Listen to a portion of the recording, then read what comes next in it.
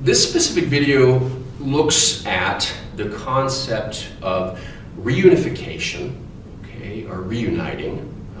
I've seen or heard both those terms used by priests in charge of Anglican churches, especially locums that are coming in to help during a difficult time where there's not a priest in charge and there's a difficult tension that has taken place, division basically, and how to get people to work together and to bring them back together again, especially when some are not coming and they're trying to get everyone to come back. Now, many of the priests in charge I've seen, priest in charge, a priest, okay, whether this priest in charge actually or a locum coming in and doing that, we'll just take that for the same thing. These are ordained ministers. The word unification or reuniting has been used a lot. And what that means is that because in the Church of England, and see my other video that talks about the concept of the points of excommunication and exclusion, watch that first. This is a building upon that, okay? But I'm going to look at it from a different angle now. So watch that first and you'll understand. But because there is the concept of not being able to exclude people, parishioners, many of the priests in charge or locums will say that we need to reunite people, bring them back together because they need to be able to come to the church, okay? To this local parish or chaplaincy. Now let's take the other view, or let's take it from the other view of other congregational-led churches with local leadership that makes all the decisions. Reuniting and reunification is not the same concept because exclusion does happen. It can happen. It does happen on a regular basis, actually.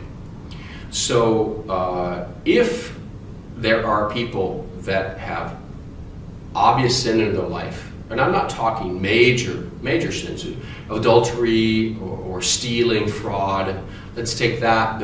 Those are things that people want to deal with, and that will be dealt with usually by local elders. Okay? However, when there are other things like tension between people, other types of difficulties, and I don't want to go into all the different cases, but these happen on a regular basis. And especially where there's infighting. Okay? Lots of things that Apostle Paul talks in 1 Corinthians 1, chapter 1, 2, 3. And everything you find in Galatians 5 under the sinful nature. Okay, so lots of those points: gossip, slander, jealousy, envy, all that. Okay.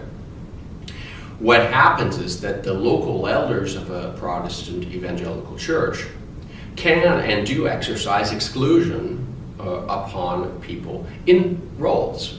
So it is possible for someone who is normally leading worship or leading the service or preaching to be excluded from that role for a period of time until they've worked it out with the brothers and sisters in the congregation, whatever it may be. This is a commonly used practice. How much is frequency? It depends on the local leadership. Okay? And sometimes until there's some counseling, whatever that may be, or some proof of having worked it out, the people can be excluded for short to long term, usually more middle term. Okay.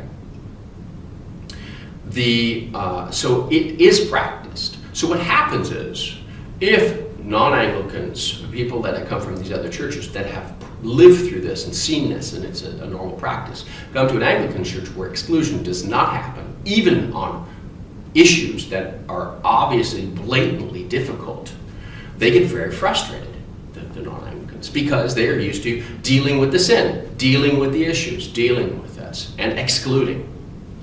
But what will happen is this creates tension. These two differences here create significant tension within a body, within a congregation where, in an Anglican church, where you've got a mixture of people, and it's very common to have mixtures of 50-50%, 40-60 levels, and especially if the the priest in charge or and the church council with the wardens is not dealing with issues or is not able to deal with it, or is not dealing with it, or even the hierarchy above, see my video on the Church of England hierarchy, is not dealing with issues where people are causing problems and there's tension, this leads the non-Anglicans who are attending, who have come from this different background, I've explained, to become very frustrated and to not want to be part of it, because they see that all that's happening is just a civil servant type of approach of wash your hands and not wanting to be involved. Whereas there are many biblical texts that show that you should deal with a person, warn him once, warn him twice. Look at Titus chapter 3. Look at different verses where dealing with people of sin, chapter 5 of Galatians. There are many different verses that speak about this. So it's quite important to see that those people that come from these backgrounds of the non-Anglican nature will get quite frustrated because we need to do what the Bible says, whereas the Anglican Church will want to follow what the protocol says for certain in the canons, for certain types of procedures, because of that. And this is where significant tensions at that point on the points of exclusion and allowing people to participate in certain roles. So think about that, especially if you're in that situation, and consider that when you are dealing with a church that has a mixture of backgrounds, of different ecclesiastical subcultures.